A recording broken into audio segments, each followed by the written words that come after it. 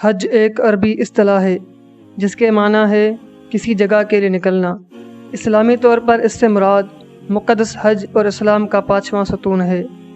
ہر سال تقریباً لاکھوں مسلمان اسلامی کیلنڈر کے آخری مہینے میں حج کے مناسک ادا کرنے کے لیے مقدس شہر مکہ جاتے ہیں۔ لیکن کیا آپ جانتے ہیں کہ حج کیوں ضروری ہے؟ مسلمان ہر سال لاکھوں روپے خرچ کر کے مکہ کیوں جاتے ہیں؟ سب سے پہلے حج کس نے ادا کیا؟ حج کرنے کا مقصد کیا ہے؟ حج کتنا طویل ہے اور اس میں کون سے کام لازمی ہے؟ اور ایسی دلچسپ معلومات آپ جانیں گے آج کی اس ویڈیو میں۔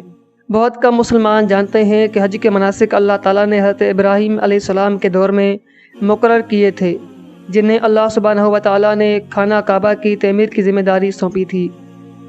جیسا کہ اللہ تبارک و تعالیٰ قرآن پاک کی سورۃ الحج کی آیت نمبر 22 میں ارشاد فرمایا، اور یاد کرو جب ہم نے ابراہیم کو بیت اللہ کی جگہ دکھائی، کہا کہ کسی چیز کو میرے ساتھ شریک نہ کرو اور میرے گھر کو طواف کرنے والوں اور نماز کے لیے کھڑے ہونے والوں کے لیے پاک کرو جو رکوع اور سجدہ کرتے ہیں۔ اب سب سے پہلا سوال یہ ہے کہ پہلے حج کس نے ادا کیا؟ حج کی ابتدا 2000 قبل مسیح میں ہوئی، جب حضرت ابراہیم علیہ السلام اور ان کے بیٹے حضرت اسماعیل علیہ السلام نے اللہ تعالیٰ کے حکم کے مطابق خانہ کعبہ کی تعمیر کی تھی۔ تاہم پہلا سرکاری حج رسول اللہ صلی اللہ تعالیٰ علیہ وآلہ وسلم اور ان کے صحابہ کے مدینہ منورہ کی طرف ہجرت کرنے کے بعد ہوا۔ اسے الوداعی حج، آخری حج اور حجۃ الوداع کے نام سے بھی جانا جاتا ہے۔ حج اسلام کے 5 ارکان میں سے ایک رکن ہے، اس لیے اللہ سبحانہ و تعالیٰ نے ہر اس مسلمان کو جو مالی اور جسمانی طور پر حج کرنے کی طاقت رکھتا ہے اسے حکم دیا ہے کہ وہ اپنی زندگی میں کم از کم ایک بار اس حج کی ذمہ داریوں کو پورا کرے۔ حج مسلمانوں کو ایک موقع فراہم کرتا ہے کہ وہ اپنے پچھلے گناہوں کو مٹا دیں اور پاک صاف ہو جائیں۔ حج مسلمانوں کو اپنے عقیدے کو زندہ کرنے اور نئے سرے سے آغاز کرنے اور ایک بہتر زیادہ صالح زندگی گزارنے کا موقع فراہم کرتا ہے۔ حج کے مناسک کو ادا کرتے ہوئے مسلمان حضرت ابراہیم علیہ السلام اور حضرت حاجرہ رضی اللہ تعالیٰ عنہ رسول اللہ صلی اللہ تعالیٰ علیہ وسلم کے نقش قدم پر چل کر ان کی سنتوں کو اجاگر کرتے ہیں، ان کی قربانیوں کو یاد کرتے ہیں اور اللہ سے اپنی عقیدت کو گہرا کرنے کے طریقے تلاش کرتے ہیں۔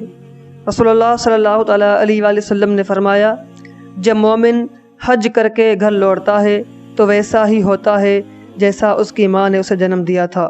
حج کی ہر رسم حجاج کو باطنی پاکیزگی، قلبی سکون اور اللہ سبحانہ و تعالیٰ کی مخلوقات کو سمجھنے کی معمولیت فراہم کرتی ہے۔